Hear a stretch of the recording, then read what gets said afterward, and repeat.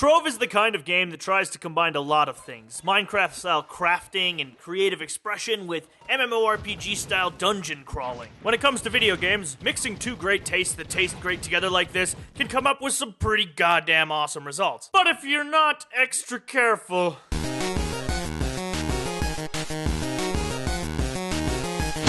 Trove sets itself in a blocky Minecraft-inspired world where crafting and adventuring are king, where a sun goddess separated the world into smaller subworlds to combat an evil simply called the Shadow, which acts as the main antagonist force in the game. What this means is that the world is actually divided into multiple smaller, randomly generated worlds, similar to Minecraft maps, with multiple biomes stretching across each.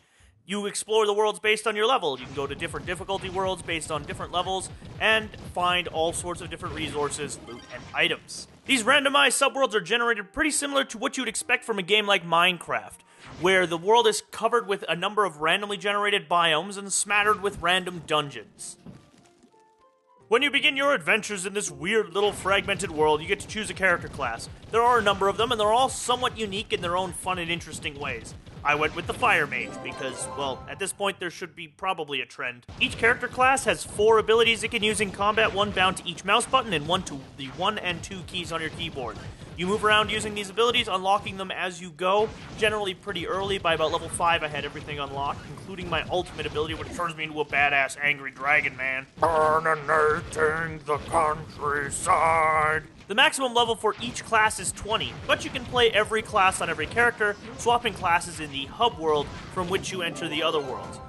Each class has to be leveled independently, and there is a mastery level system which allows you to level up and gain bonuses that spread across all of your classes. That said, after your first class selection, all the other ones have to be purchased, either with the Trove in-game currency Qubits, which you earn for completing things every day, or the in-game free-to-play currency called Credits, which you have to pay dollar bills for.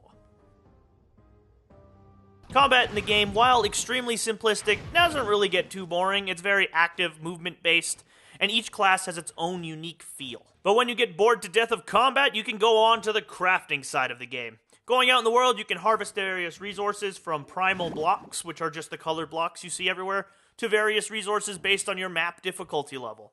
These resources can then be used to craft into various items, which can then, in turn, allow you to craft other various items, and so on and so forth. There's a pretty deep crafting system involved here, with multiple side professions like ring crafting, gardening, and all sorts of stuff. Crafting mounts, boats, wings, neon energy trains, it's all possible within this game world's constraints. As I mentioned earlier, Trove is broken up into multiple randomly generated smaller worlds. All of these are accessible from the hub world where all the players hang out. You can then make your way into a world portal which teleports you to a randomly generated world with other players, a smattering of dungeons, monsters, loot, all that good stuff.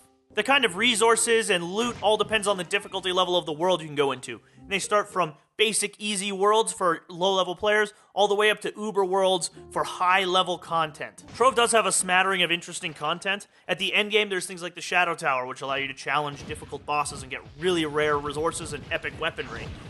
In the world itself, there's a number of different dungeon types, from single-room encounters to large multi-encounter dungeons that you might have to attack with a couple of friends.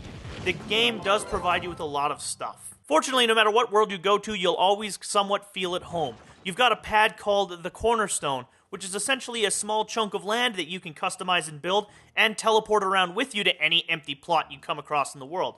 So if you ever need to stop and craft something, you can just teleport your world into existence on an empty plot and get to work. You can customize this plot as much as you want, building farms, resource caches, whatever you want. In addition to these small teleportable chunks of land, there's also things called club worlds, which are a collaborative effort between multiple people in a club, which is similar to a guild. You get these huge worlds that you can customize entirely on your own and do all sorts of crazy cool stuff with. This is where you're going to find all of the crazy creativity that you expect from a game that mimics Minecraft or Terraria systems. Within the framework of these systems, everything Trove tries to do it at least does fairly competently. From the deep crafting system to the somewhat samey but still interesting dungeoning experience of wandering out and killing monsters, to combat, it's all done fairly competently. Individually, there's an example of a better feature in many other games. Minecraft still kicks its ass for creativity.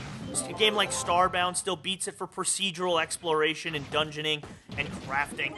There's a lot of better examples, but Trove at least puts these together in an interesting way in an MMO format. There's only one real hang-up I have with Trove. The grind.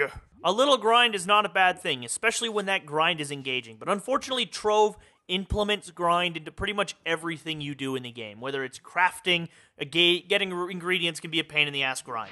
Leveling is a pain in the ass grind from moving from dungeon to dungeon, just trying to get as much experience as possible, especially at higher levels. You find that leveling comes slow and painful, although generally not nearly as bad as other MMORPGs, but the engagement of the content you're doing to get those levels is much less interesting, unfortunately. The dungeons do get old, and everything kind of starts to suck. Even if you want to build really cool stuff, you have to go out and grind resources by picking up primal blocks and things like that out in the world. There's just a lot of grind in Trove in every aspect of the game, from crafting to exploration to adventuring to dungeoning. Even accessing the high-level dungeons requires you to grind out specific materials to craft keys. It's a lot of grind for a game that really doesn't have the combat or the engagement to support said grind. But that said, for a casual player who's interested in going out and finding adventure or crafting some cool stuff or building a fortress that looks vaguely like a penis, Trove is actually a pretty competent experience. As I mentioned, there are better examples of each of Trove's gameplay mechanics in another game, but Trove itself does combine these mechanics fairly well. Like two great tastes that taste great together, Trove makes a nice little peanut butter cup of joy. And you can enjoy that peanut butter cup, but you don't ever want to take too many of those peanut butter cups at once, because then you get diabetes. You wind up fucking in the hospital and getting blood shit. It's just not cool. Diabetes, not cool. But Trove, pretty cool.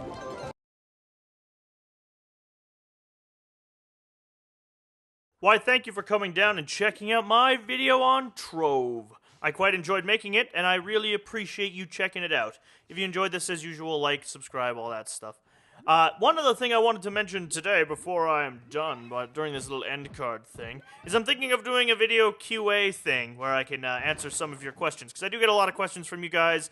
If you have a question for me, whether it's to do with my videos, to do with me, to do with whatever, throw it in a message to me on YouTube, or toss it in a comment, or send it to me on Twitter at the Orange Hatter, and I am going to do a video probably in a week or so where I answer your questions. Now, it's kind of an idea that was suggested to me, and I wanted to try it out. So if you have any questions, send them on in, and I would love to hear from you. As usual, thank you very much for watching, and you have a great one.